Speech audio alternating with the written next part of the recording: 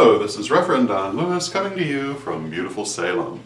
And our question tonight comes to us from Clarinet Dan, who asks about dreams and dream interpretation, and also what it means when you have an especially vivid dream. And of course, this is a broad subject, and this is a short vlog, so we can only say a little bit about it.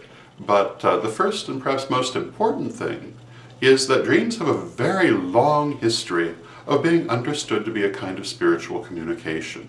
And I personally completely do view them that way. However, I do want to say that there are several different kinds of dream, not all of which are spiritual communication. One kind of dream merely reflects what's going on in your mind at the time. And this could manifest as an anxiety dream, or a fantasy dream, or a memory dream. And these dreams would not necessarily be in the nature of spiritual communication. The way that you can usually tell is that they don't really seem to be telling you anything. A dream that is telling you something will usually seem to have a message to it, or you may have a feeling that there is a message to it. And that message will unfold through symbols. And everything in the dream, from where it is to what it is to who else is in the dream, probably has a symbolic meaning. And you want to interpret those meanings, not according to what anyone else says, but according to what those symbols mean to you. Because when Spirit communicates with us, whether through dreams, through divination, or through anything else, the language that Spirit uses is the language that we understand. The symbols that will come into your dreams are the symbols that are in your understanding, not necessarily anyone else's symbols. So if a particular symbol in your dream means one thing to you, but you have a handy-dandy book of dream interpretation and it tells you something else, don't listen to the book, listen to what the symbol means to you, because that is what will matter. The third kind of dream is a communication with another soul that may or may not be in the nature of spiritual guidance. It could simply be communication with a soul that is close to us. And this can take a number of different forms, and it often will be intensely vivid.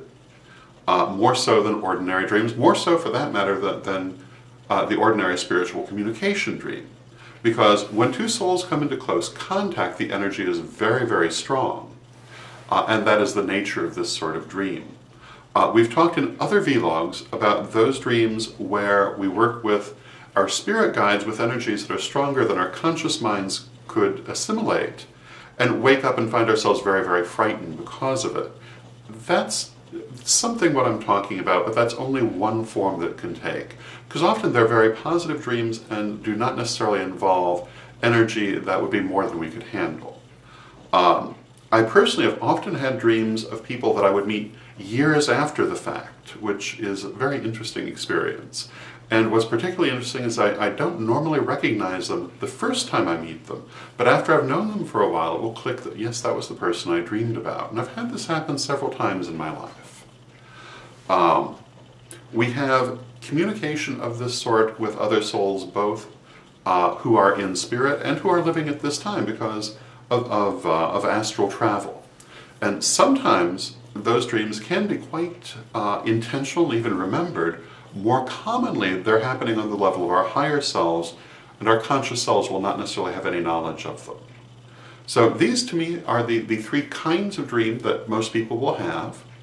The dream that reflects what's going on in the mind, the dream that is spiritual guidance or communication, and the dream that is direct interaction with another soul. And again, in understanding them, the thing that is most important is that you analyze the meaning of the dream in reference to what it means to you, not necessarily to anyone else. When we speak about dream symbols, in some cultures, there's a great deal of cultural cohesion and people share symbols. But in the modern global culture, there are many, many different symbols, and many of them are highly personal. And you're not necessarily going to find that you share symbols with other people. And so, for example, again, that book of dream interpretations may have a lot of traditional symbols that may have no relevance to you. Which doesn't mean it's not good to read it, but you want to remember that in interpreting, you must interpret what it means in your life. So I hope that gives you something to think about, and I think that's all I have time for tonight. And so until next time, may you blessed be. And check out my new subscription site, thedailyspell.com. For 12 years now, we've been sending out the Daily Spell easy and free of charge to literally thousands of people, and will continue to do so. Thedailyspell.com is a subscription site meant to augment that daily service with deeper stories, deeper news, videos, entertainment, information, many daily features such as Marianne's Mystic Gem of the Day, the daily tarot card, the daily bio, and many more things. So check it out. Subscriptions are $19.99, and until next time, may your blessed be.